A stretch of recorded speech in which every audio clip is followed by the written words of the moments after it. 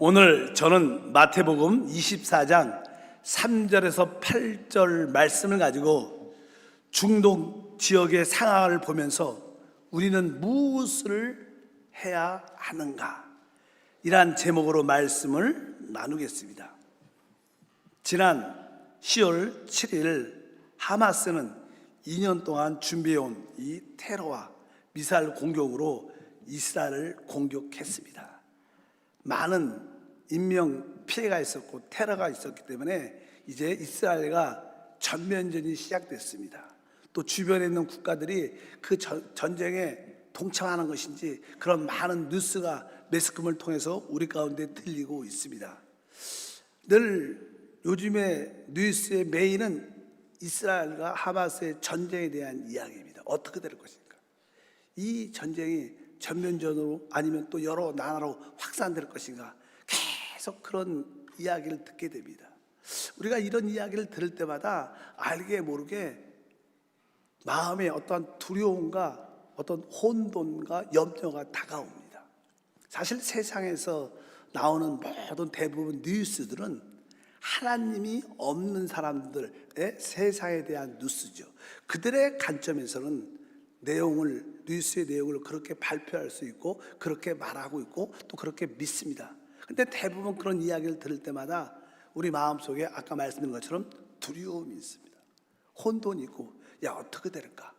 야 그러면 세계 경제는, 이 전쟁이 있으면 기근이 올 텐데 이건 어떻게 될까? 이러한 걱정과 두려움이 사실 우리 가운데 있습니다. 이럴 때 하나님을 믿는 우리는 이럴 때 무엇을 해야 되는가? 그렇다고 관심을 가질 수도 없고 안 가질 수도 없고 또 신경을 쓸 수도 없고 안 쓸 수도 없는 그런 애매한 그런 관계가 있을 수 있습니다. 그래서 오늘은 한 번쯤은 여기에 대해서 한번 말씀을 해볼 필요가 있지 않을까. 사실 우리 믿는 사람들이 알아야 할 첫 번째는 이 우주, 이 세상의 모든 통치는 하나님 손 안에 있습니다. 하나님은 그러한 권위를 이 우주의 어떤 질서에 나타내셨고 그 배후에는 또 사단이 많은 일들을 허락하죠. 설사 사단이 행하는 악한 일에 대해서도 하나님의 손 안에 있음을 우리는 믿어야 됩니다. 좋게 보일 수도 있고 좋게 보이지 않을 수도 있습니다. 그래서 우리 믿는 사람들은 이 모든 것이 하나님 손 안에서 이루어지고 있고 특별히 하나님의 뜻과 목적을 이루어지는 과정 가운데 있다, 이렇게 받아들이는 것을 우리는 확실히 마음 가운데 확신해야 됩니다. 우리 마음의 두려움과 염려보다 하나님의 뜻이 이 땅에 이루어지고 있습니다. 그것을 우리가 깨닫고 기도해야 된다는 것입니다. 사실 이스라엘의 이러한 하마스와의 전쟁, 이런 내용들은 대부분 자기들의 주권, 영토적인 싸움의 문제가 기본적으로 되어 있습니다. 사실 우리나라도 남북의 어떤 영토에 대한, 일본과 독도에 대한 영토, 러시아와 일본의 그 영토에 대한 이야기, 중국과 대만의 영토에 대한 이야기, 대부분 이 세상의 나라의 전쟁에 주된 것은 영토에 대한 그런 싸움의 문제입니다. 그러면 우리가 성경적으로 하나님께서 아브라함을 택하시고 그를 통하여 하나님께서 축복의 땅을 주신다고 약속하셨습니다. 하나님이 이스라엘 백성들에게 주신 축복의 땅에 대해서 성경은 이렇게 말씀하고 있습니다.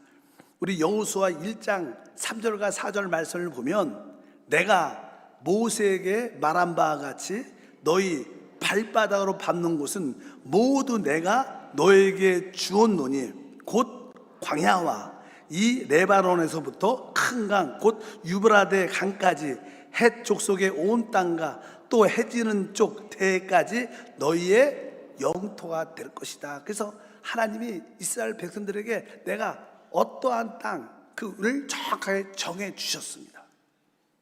사실 이번에 일어나고 있는 이 가자 지역도 사실 하나님이 주신 그 영토에 포함되어 있습니다. 그래서 이스라엘 사람들은 그 땅이 우리 땅이라고 말하고 그 땅에 오랫동안 거주했던 팔레스타인 사람들은 아니다, 자기의 주권을 주장하는 그런 이야기가 기록되어 있습니다. 또 신명기 7장 1절과 2절에도 그 영토에 대한 이야기가 기록되어 있습니다. 내 하나님 야훼께서 너를 내게 가서 차지할 땅으로 들이시고 내 앞에서 여러 민족 헷 족속과 기르가스 족속과 아모리 족속과 가나안 족속과 브리스 족속과 시이 족속과 여부스 족속과 곧 너보다 많고 힘이 센 7 족속을 쫓아내실 때 내 하나님 야훼께서 그들을 내게 넘겨 내게 치게 하리니 그때 너는 그들을 진멸할 것이라. 이렇게 그 영토에 대한 그 이전에 누구누구가 살고 있었지만 너희가 그들을 다 진멸해서 그 땅을 차지하라. 하나님의 말씀이 이렇게 기록되어 있습니다. 우리가 이 이야기를 통해서 한번 지금 이스라엘에게 일어나고 있는 이 영토적인 그런 문제를 이해할 필요가 있습니다. 알다시피 이스라엘은 우상 숭배로 말미암아 바벨론에 의해 포로가 돼서 나라가 완전히 없어졌습니다. 2000년 동안 없어졌던 그 나라가 1948년에 독립을 하면서 다시 그 나라가 사실 시작이 된 겁니다. 뭐 그 전에 이제는 팔레스타인 지역이니까 팔레스타인 사람들, 아랍 사람들이 많이 살고 있었는데 그들을 쫓아내면서 그 땅을 자기네 나라로 인정받게 되는 그런 사건이 기록되어 있죠. 그래서 그 이제 이스라엘 백성들은 이것이 원래 우리의 땅이다 이렇게 이야기를 하고, 또 거기에 살고 있던 사람들은 아니다, 이거 우리 땅이다. 여러 가지 이런 문제의 갈등들이 많죠. 현재 한 번쯤 뭐 이스라엘 지도를 한번 보면 왜 그 나라가 이스라엘 나라가 시끄러운지를 알 수 있습니다. 여러분들이 알다시피 그 이스라엘 지도를 제가 이렇게 많이 찾아봤어요. 그러니까 우리가 이해하기 가장 쉬운 지도를 제가 하나 발견했습니다. 한번 보여줘 보세요. 이거 보면 좀 이해가 쉽지 않을까? 여기에 보게 되면 이제 그 이스라엘 지도가 쭉 기록되어 있습니다. 여기에 보면 우리 가운데 그 예루살렘이 있고 거기가 그냥 서안 지역, 서안 지구. 근데 이제는 이 서안 지구는 이 이스라엘이 1967년에 6.1 전쟁을 통해서 그 땅을 요르단 오른쪽은 또 요르단 이제 그 땅을 회복을 찾아옵니다.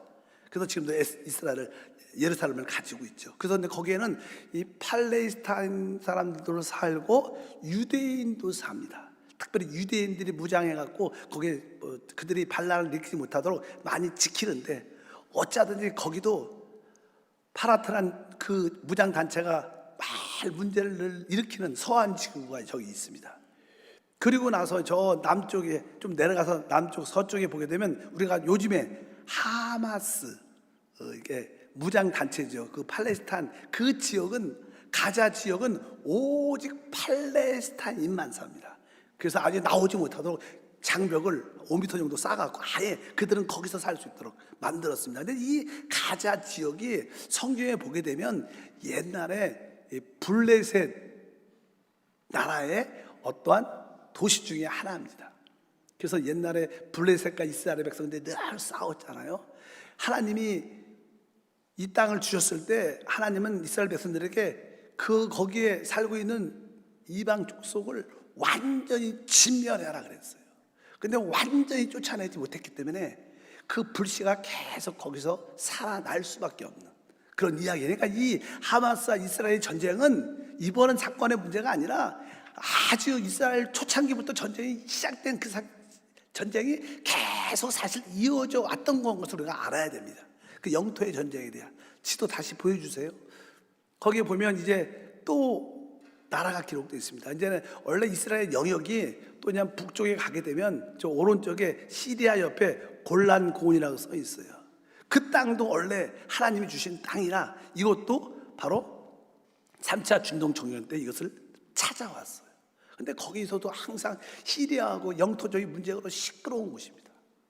그리고 또 북쪽에 보면 그 레바논, 헤즈볼라 무장 단체가 지배하는 거기도 계속 국경선의 문제로 계속 그들이 테러를 하고 문제가 심각해요. 그러니까 뭐 이스라엘은 지금 많은 나라들로 인하여 우격 싸움을 당하고 있는 거예요. 뭐 중간에는 아까 말한 것처럼 바로 서안 지구의 테러 단체들이 거기에 집권하면서 싸움이 늘 분쟁이 있고, 그 다음에 약간 저 서해안 쪽에는 가자 지구의 하마스가 집권하고 있고 늘 테러, 또 북쪽엔 또 헤즈볼라, 레바논 그리고 또 이쪽에는 시리아와 관련돼서 늘 복잡한 가운데 있고, 지금 하마스와 이스라엘과의 전쟁이, 싸움이, 전면전이 시작될 때 자꾸만 이 하마스는 헤즈볼라도 도우라, 시리아도 도우라, 또 멀리 있는 이란도 우리를 도우라. 그래서 이번에 전쟁이 아마 헤즈볼라와 이란의 도움이 없으면 이런 전쟁이 일어날 수가 없다. 그래서 이스라엘은, 미국은 이 헤즈볼라와 이란을 그 모든 도움에 보이지 않는 손이라고 생각해서 사이가 지금 안 좋아진 그런 관계가 있습니다. 특별히 여러 가지 주변의 나라 중에서 우리가 잘 아는 이 이란이란 나라는 이스라엘에 대해서 아주 적대적입니다. 원래 이란이란 나라는 원래 국호가 페르시아입니다. 페르시아, 우리 잘 알죠. 페르시아. 성경에도 바사 나오잖아요. 이 이란이 그냥 자기 나라 이름을 그냥 페르시아가 이란으로 바꾸면서 그 이란이란 나라의 모토가 뭐냐? 저 놀랐어요. 뭐냐면 그들의 모토는 이스라엘을 지구상에서 완전히 제거하는 게 그들의 꿈이에요. 그들은 왜 사냐? 그렇게 살아요. 그 목표가 그거예요. 왜? 원수가 진짜 그런 원수가 없을 겁니다. 아마 이란은 그런 마음으로 살았는데, 어찌하든 이런 모든 전쟁이 계속 복잡하게 양상적으로 일어났다는 겁니다. 아마 시간이 점점 좀 지나면 이것이 어떻게 될까? 우린 잘 모르죠. 하나님만이 아시는 줄 믿습니다. 무엇보다도 처음에는 하마스가 아주 어떤 열린 음악회 가운데 아주 테러를 행했기 때문에, 또 어린 아이들, 여자들 많이 이렇게 살아있기 때문에 테러로 아주 세계적인 이미지가 별로 좋지 않습니다.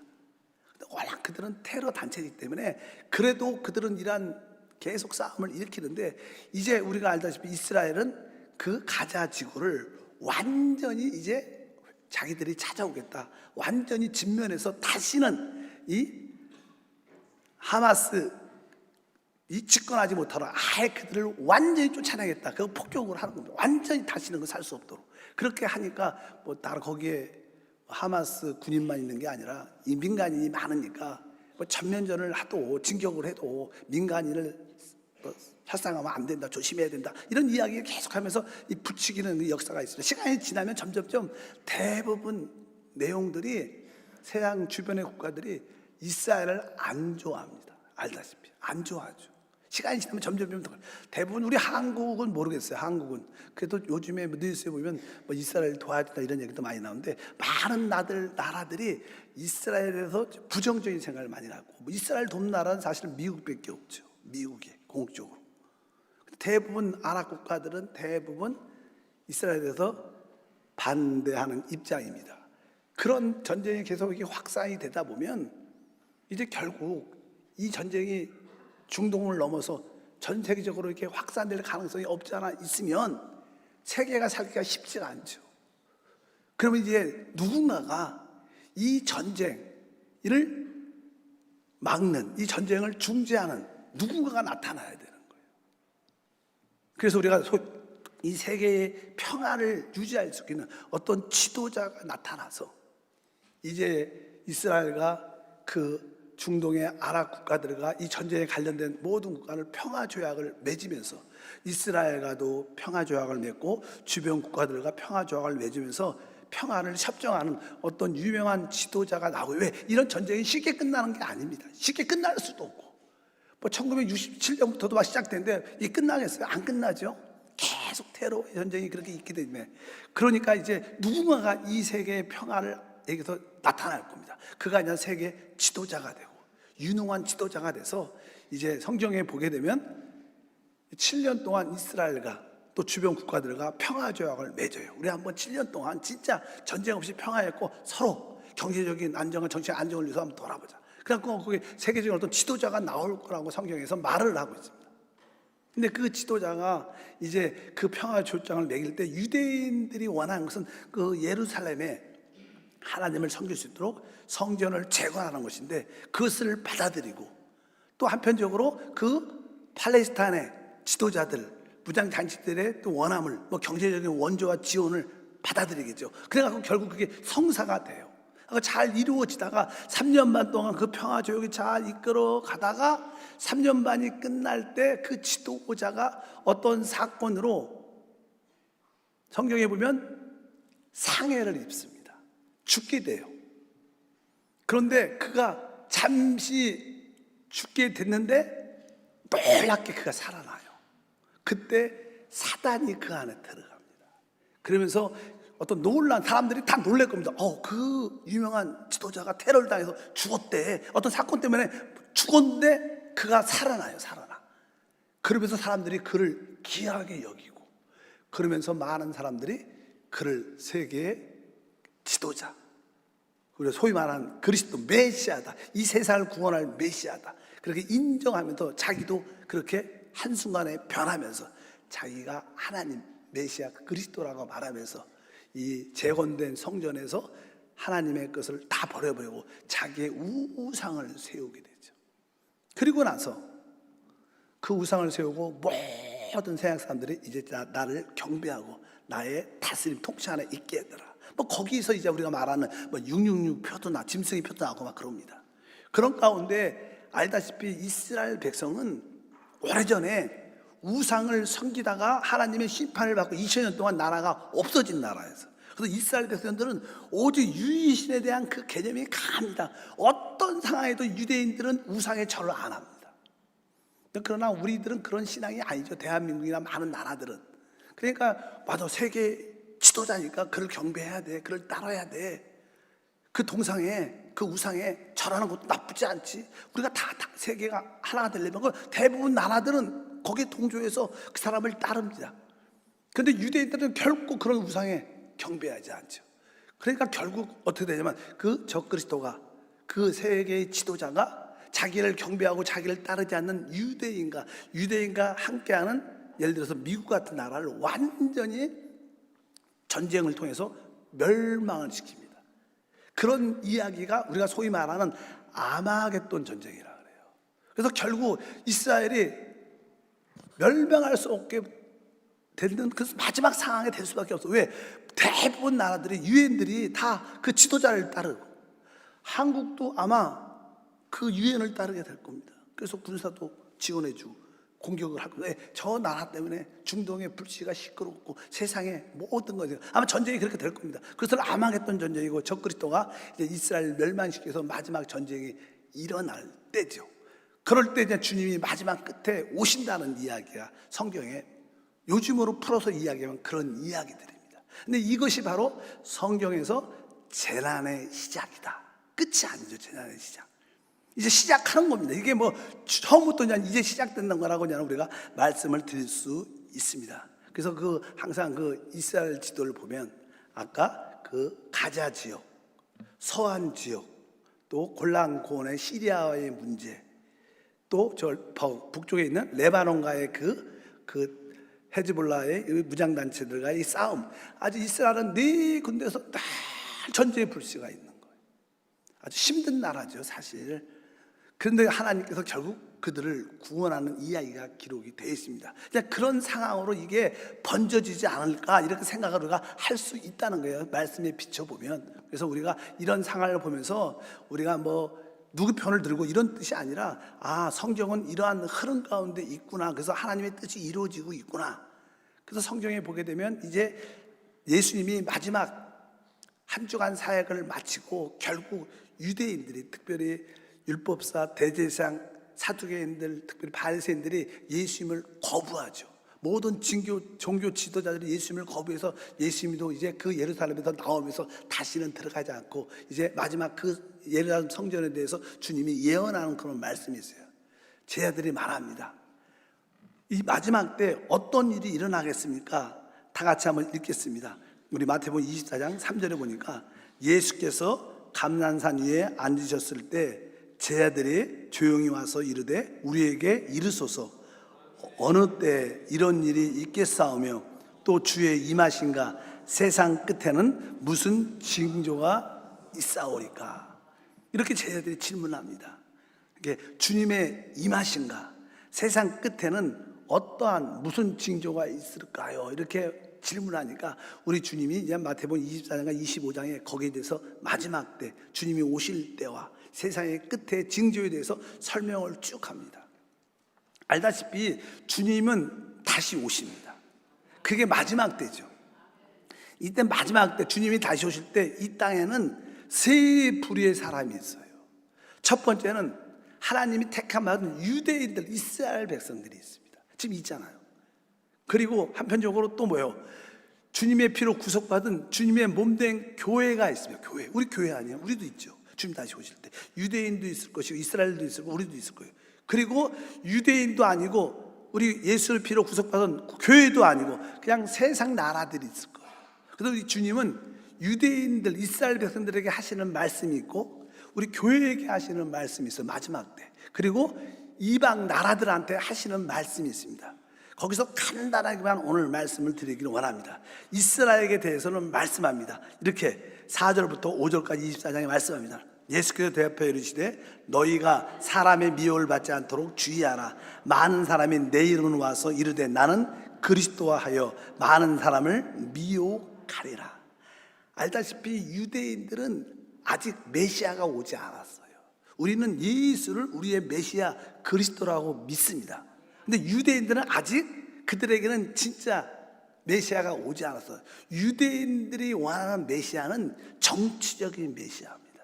누가 메시아가 와서 자기네 그 땅을 완전히 회복해주고 그래서 이 땅을 하나님이 주신 약속의 땅에서 마음껏 누림을 갖기 위해서 자기네 땅을 완전히 회복해줄 그 정치적인 지도자를 그들은 메시아라고 생각하고 그런 메시아를 기다립니다. 근데 우리는 주님이 첫 번째 오실 때 그분은 사실 정치적인 메시아가 아니라 영적인 메시아로 오신 거예요. 우리를 죄에서 구속하기 위해서 오신 줄 믿습니다. 그래서 유대인들은 아직도 그리스도를 기다리고 있어요. 누가 우리를 도와서, 이스라엘 도와서 우리 땅을 회복해주고 안정을 줄 수 있는가? 늘 그들은 그를 기다리고 있습니다.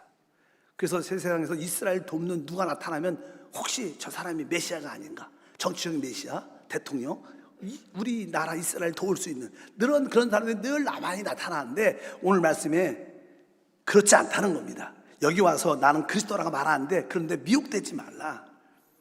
옛날에는 한번 트럼프가 옛날에 대통령인데 트럼프가 사실 그 미국 대사관을 예루살렘으로 옮기면서 직접 그때 옮겼어요. 옮기면서 이제 이스라엘을 인정해, 예루살렘을 이스라엘 수도로 인정을 해줬죠. 그러니까 이스라엘 사람들, 유대인들이 야, 저 트럼프가 우리의 정치적인 메시아가 될 수 있다. 우리를 도울 수 있다. 사실 그냥 트럼프는 이스라엘을 많이 도왔죠. 그렇게 어떤 기대를 하면서 그들은 기다리고 있는데 여기에 그런 거에 미혹되지 말라. 그러면서 뒷본에 보니까 6절과 9절 읽으면 이렇게 말씀합니다. 난리와 난리의 소문을 듣겠으나 너희는 상가 두려워하지 말라. 이런 일이 있어야 하되 아직 끝은 아니니라. 이 모든 것은 재난의 시작이다. 앞으로 계속 전쟁, 난리 이런 소문들이 계속 일어날 것이고 전쟁과 난리가 일어나면 당연하게 기근이 오게 될 수밖에 없다. 그렇지 않아도 지진은 많이 일어나고 있잖아요. 그런데 이것이 바로 재난의 뭐라는 거예요? 시작일 뿐이라는 거예요. 어쩌면 진짜 우리가 휴고되지 않으면 우리는 이런 재난을 통과할 수밖에 없다는 것을 우리가 이해를 하고 있어야 됩니다. 유대인들한테 주님께서 말씀하시고 또 9절과 13절에 말씀합니다. 그때 사람들이 너희를 환난에 넘겨주겠으며 너희를 죽이리니 너희가 내 이름 때문에 모든 민족에게 믿음을 받으리라. 미움을. 그러나 끝까지 견디는 자는 구원을 얻을 것이다. 그래서 이 마지막 때 유대인들은 모든 민족들에게 다시 한번 핍박과 환난을 받게 될 거라는 거예요. 그러나 끝까지 견디라는 거예요. 유대인들에게 하시는 말씀입니다. 특별히 그런 상황이 어느 때일 거냐? 그 15절부터 18절 21절 읽어보니까 그러나 너희가 선지자 다니엘이 말한 바 멸망에 가지 않은 것이 거룩한 곳에 선 것을 보거든 읽는 자는 깨달을진정 그때 유대에 있는 자들은 산으로 도망할지니 지붕에 있는 자는 집 안에 있는 물건을 가지러 내려가지 말며 밭에 있는 자도 겉옷을 가지러 뒤로 돌이키지 말지어다.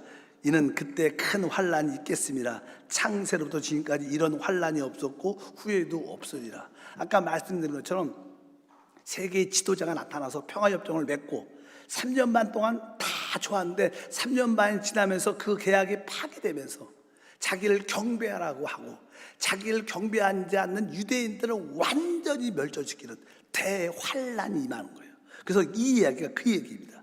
그 대환란이 임할 때 돌아보지도 말고 집에 다시 뭘 가지러 가지도 말고 도망가라고 말씀하는 거예요. 그러면서 뒤에 창세로부터 지금까지 이런 환란이 없었다. 그러니까 유대인들이 그 적그리스도 위해서 그냥 멸망을 받고 큰 어려움을 겪게 될 것이다. 유대인들한테 하시는 말씀입니다. 그 마지막 끝에 주님께서 그들을 구원하실 줄 믿습니다. 그런 멸망 마지막 풍전투나에 있을 때 주님이 오셔서 그 이스라엘들을 구원하죠. 그래서 24장 31절에 그들이 구원받는 이야기, 저가 큰 나팔 소리와 함께 천사들을 보내리니 그들이 그의 택하신 자들을 하늘 이 끝에서 저 끝까지 사방에서 모으리라. 그래서 마지막 때 그 유대인들을 모아 그들을 구원한, 그리고 천년 왕국이 시작되는 그런 이야기를 기록하고 있습니다. 유대인들에게 하시는, 이스라엘 백성들에게 하시는 말씀입니다. 이건 사실 우리하고 상관이 별로 없죠. 유대인들이 알아들어야 할 말씀입니다. 그러면 교회, 지금 구원받은 우리한테 하시는 말씀은 그 다음에 기록되어 있어요. 우리 32절부터 쭉 기록되어 있습니다. 거기에 대해서 이런 이야기입니다. 무화과 나무의 비유를 배우라. 그 가지가 연하여지고 잎사귀를 내면 여름이 가까운 줄 아나니. 구약에서 무화과 나무는 이스라엘을 상징한다고 말하고 있어요. 그러니까 이스라엘이 2000년 동안 나라가 없었다가 1948년에 나라가 다시 한번 회복이 되면서 나라가 다시 한번 유엔에 등록이 되고 인정을 받게 되고, 또 1967년에는 예루살렘을 탈환하게 되면서 그 나라가 이제 안정 가운데 있을 때 이런 일들이 지금 일어났죠. 2000년 동안 없었던 나라가 다시 생겼다. 이것은 인류의 역사 중에 기적 중에 기적이에요. 그래서 여기 보니까 무화과 나무의 비유를 배워라. 여름이 가까운 줄 안다. 이거 주님이 다시 올 때가 됐다는 거예요. 이런 정치적인 환경이 지금 다 이루어져 있다는 겁니다. 그러면서 이 마지막 때는 어떤 모습이 있느냐? 그러면서 뒤에 30절에 말씀합니다. 노아의 때와 같이 인자의 임함도 그러하니라. 그러니까 주님이 다시 오실 때 그 마지막 때 노아의 때 하나님의 심판을 물로 받지 않았습니까? 그런 것처럼 주님이 다시 오실 때 노아의 때와 같다는 거예요. 노아의 그 정치적인 어떤 상황, 영적인 상황, 그런 세상의 상황과 비슷하다는 거예요. 우리가 알다시피 노아의 시대는요 아주 성적으로 타락이 아주 깊었던데, 또 하나님 말씀에 대해서 관심도 없었습니다. 노아가 120년 동안 그 노아의 방주를 산에서 만들 때 모든 사람이 다 비웃었고 어떤 누구도 믿지 않았어. 어떻게 하나님이 다시 오셔? 무슨 하늘에서 비가 와? 믿지 않았습니다. 그런 시대, 특별히 노아의 시대는 우리가 잘 알다시피 거기에 거인이란 그런 특이한 네피림이란 그런 종족이 있었어요. 네피림이란 그런 종족은요, 이렇게 인류의 DNA가 사람의 DNA가 아니라 다른 것과 이렇게 합성된 DNA를 가진 어떤 종족입니다.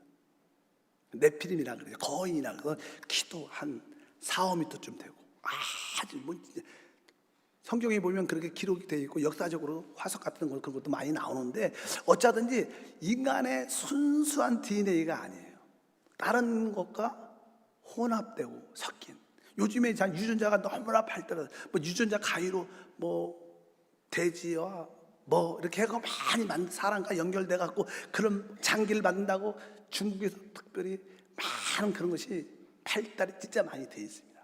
조금만 있으면 사람의 그 유전자와 또 이렇게 돼지나 이렇게 유전자를 이렇게 결합해 갖고 이게 어떤 장기를 만들어서 사람이 없는 뭐 심장이나 다른 장기들을 만들어낼 수 있는 것이 아주 지금 상용화될 정도로 이렇게 많이 돼요. 인간이 조금 이렇게 변형된, 인간의 DNA가 많이 변형된 그런 노아의 시대가, 그런 시대가 있었다는 거예요. 그러니까 지금 이 시대도 노아의 시대와 비슷하다는 거예요. 그죠? 이 땅에 사는 시대 사람들은 먹고 마시고 그거밖에 관심이 없어, 돈밖에. 그런 시대다. 그러면서 써 있습니다. 38절과 39절에 홍수 전에 노아가 방주에 들어가던 날까지 사람들이 먹고 마시고 장가들고 시집가고 있으면서 홍수가 나서 그들을 다 멸하기까지 깨닫지 못하였으니 인자의 임함도 이와 같으니. 그러니까 주님이 다시 오실 때 모든 영적인 상황과 도덕적인 상황이 이렇다는 거예요. 오직 이 땅에서 영원히 살 것처럼 먹고 마시고 돈이면 다 되는, 주님의 다시 오심에 대한 관심이 전혀 없는 그런 시대에 우리가 살고 있습니다. 그래서 주님께서 그런 상황 가운데, 도덕적이고 영적인 상황 가운데 주님이 진짜 오신다, 이렇게 주님이 우리에게 말씀을 하시는 겁니다. 그때 어떤 일이 일어나느냐, 24장 40절에서 41절에 그때 두 사람이 밭에 있음에 한 사람은 데려가고 한 사람은 버려둠을 당할 것이요, 두 여자가 맷돌질을 하고 있음에 한 사람은 데려가고 한 사람은 버려둠을 당할 것이다. 여기 그냥 두 남자가 있는데 밭에서 같이 열심히 일하는데 한 사람은 데려감을 당한다. 두 여자가 같이 맷돌을 밟고 있는데 한 여자가 데려간다는 거예요. 그러니까 주님이 공중에 오셔서 우리는 어떻게 휴거시킨다는 뜻입니다. 우리가 잘 알죠. 이 말씀은 휴거가 된다. 근데 이 말씀을 잘 읽어보면요, 뭐 한 사람은 교회에 이렇게 앉아 있고 한 사람은 술집에 있는데 술집에 있는 사람은 남아 있고 이렇게 안 써 있어요. 둘 다 어디 있어요? 같이 일하고 있는 거예요. 같이 예배하고 있는 거예요. 같이 있는 거예요. 근데 그 중에 한 사람은 데려갈 당한다는 거예요. 또 한 여자도 같이 같은 일이에요. 겉으로는 다 똑같은데 이 중에 누구는 휴거가 될 것이고 누구는 그렇지 않다는 거예요. 그런 일이 일어난다는 거예요. 이것이 성경에, 그러니까 주님이 언제 오실지를 모르니까 어떻게 하라는 거예요? 깨어 있으라고 말씀합니다. 그래서 42절에 말씀합니다. 그러므로 깨어 있으라. 어느 날에 너희 주가 임할지 너희가 알지 못하니라. 이것은 뭐예요? 우리 교회에게 하시는 말씀이에요. 이제 이 마지막 때 주님이 오신다는 거예요. 한 사람은 들림받고 한 사람은 남아있을 거라. 아마 우리 교회 안에도 여러분 중에 누군가는 데려감을 당할 거고 누군가는 남아있을 겁니다. 이런 뜻입니다. 그러니까 어떻게? 깨어 있으라. 그러면 누가 데려감을 당하는 거예요? 똑같이 예배 드리고 있는데, 똑같이 봉사하고 있는데. 그런데 여기서 우리가 알아야 될 것은 이들의 태도입니다. 어떤 태도? 이 어떤 분들은, 데려감을 당한 사람들은 주님의 다시 오심에 대한 인식과 깨달음과 기다림이 있는 거예요, 마음속에. 그러나 다른 분은 주님의 오심에 대한 관심이 없어요. 그리고 믿지 않아. 여러분 중에도 그럴 수도 있죠. 여러분 중에서도 주님이 다시 오시면 이기는 자가 휴거되니까 내가 깨어 있어야 돼, 내가 성령 충만해야 돼, 이런 의식이 있는 사람이 있고, 그냥 그런 의식이 전혀 없는, 그런 마음조차 없고 그냥 예배 드리러 왔고 하나님께 복을 받으러 왔고 그렇게 온 사람도 있습니다. 이것은 태도의 문제입니다. 여러분 마음의 태도, 여러분들이 어떠한 태도를 가지고 있느냐에 따라서 데려감을 당할 수도 있고 남을 수도 있다는 거예요. 그래서 이것은 어떤 우리가 지금 좋은 데 있고 나쁜 데 있고 이런 문제가 아니라 내가 주님에 대한 오심에 대한 태도가 어떠하냐, 이것이 중요한 거예요. 여러분 주님의 오심을 믿습니까? 거기에 대해서 깨어 있으려는 마음이 있으십니까? 반대로 그런 마음이 없고 난 그거 안 믿어, 우리 때 안 와, 그것도 뭐 그런 뜻이 아닐 거야, 그렇게 생각을 한다면 오늘 말씀에 의하면 우리는, 그런 분들은 남아있게 된다. 그래서 주님께서 교회에게 하시는 말씀은 결론은 뭡니까? 어느 날에 주님이 오실지를 모르니까 근신하고 깨어있고 준비되어 있으라. 이것이 마지막 때 주님이 우리에게 주시는 말씀입니다. 여러분들 준비하고 깨어있기를 축복합니다. 마지막으로 이제 유대인도 아니고 우리 교회도 아니고 그러면 이방 나라들이 있죠. 근데 이방 나라들은 앞으로 유대인과 적그리스도와의 큰 전쟁이 일어날 때 어떤 나라들은 적그리스도 연합군을 지지하는 사람들이 있을 것이고, 또 어떤 사람들은 유대인을 도와야 된다, 그래도 이스라엘을 도와야 된다, 이렇게 나라마다 달라질 거예요. 대한민국은 만약에 그렇게 된다면 누굴 따르게 될까? 뭐 대한민국도 이 세계 지도자와 함께하는 유엔을 따르겠죠, 대부분 나라들. 그러나 뭐 미국 같은 나라는 지금도 유대인을 많이 이스라엘 돕고 있는데 그때까지 도울지 안 도울지 모르겠어요. 어쩌든지 성경에 보면 이제 주님이 이 땅에 오셔서 그 보좌에 앉으실 때 모든 나라 사람들을 다 그 앞에 세워서 심판하십니다. 그것을 우리가 소위 말하는 양과 염소의 심판, 이렇게 말해요. 주님이 이 땅에 그분의 나라 천년왕국을 세우실 때 주님이 말씀하십니다. 거기에 대해서 읽어보면 25장 32절에 기록됐습니다. 모든 민족을 그 앞에 모으고 각각 구분하기를 목자가 양과 염소를 구분하는 것 같이 한다. 그래서 모든 민족을 다 모아서 이제 너는 양에 속한 자들이고 너는 염소에 속한 자들이다. 이 구분을 하게 되는데, 이 구분은 뒤에 말씀을 읽어보면 바로 주님의 형제들을 도왔던 자들이라고 말씀합니다. 그들의 어려움을 도왔던 자들, 쉽게 말하면 이스라엘을 도왔던 자들은 양이로 인정받고, 또 적그리스도를 돕고 이스라엘 반대했던 자들은 염소로 인정받는 그런 이야기가 기록되어 있어요. 근데 양들에게는 이렇게 말씀합니다. 양들에게는 25장 34절에 보니까 그때 임금이 그 오른편에 있는 자들에게 이르되 내 아버지께 복을 받을 자들이여 나와 창세로부터 널 위하여 예비된 나라를 상속받으라. 이것은 뭐예요? 이제 이 땅에 에덴 동산처럼 천년왕국이 회복되는데, 그때 이 창세전에 예비된 이 축복의 땅을 마음껏 누리는 백성이 되라는 거예요. 그들은 그런 축복을 받게 될 것입니다. 그러나 이스라엘을 돕지 않고 적그리스도를 따랐던 많은 나라들에 대해서는 염소라고 말씀하면서 그들에 대해서는 이렇게 말씀합니다. 41절에 또 왼편에 있는 자들에게 이르시되 저주를 받은 자들아 나를 떠나 마귀와 그 사자를 위하여 예비된 영원한 불에 들어가라. 그래서 이 마귀와 그의 천사들을, 타락한 천사를 위해서 예비된 영원한 불에 그들이 마귀를 따라가니까 결국 그곳에 던져진다는 거예요. 그러니까 세상 나라들은 두 파트로 나눠진다는 거예요. 이스라엘 돕는 자들은 양으로 인정받게 돼서 천년 왕국의 이 땅의 축복을 누리게 될 것이고, 그러나 이스라엘에 대해서 반대하고 적그리스도를 따랐던 많은 나라들은 영원한 불에 던져져서 심판을 받게 될 거라는 거예요. 그리고 나서 천년왕국이 시작되는 이야기가 성경의 말씀이라고 기록하고 있습니다. 그래서 우리가 이 마지막 시대에 이 전쟁이 이제 재난의 시작인데 이것이 점점 이렇게 확산되면서 이런 일들로 방향으로 가지 않을까. 또 이 시대가 어떻게 보면 드디어 마지막 시대의 시작의 신호를 타는 거예요. 그럴 때 특별히 우리는 교회니까 우리 교회는 어떻게 깨어 있어야 되는 거예요. 여러분들이 이러한 중동 전쟁에 대한 이야기가 들 때 내가 깨어 있자. 무엇에 대해서?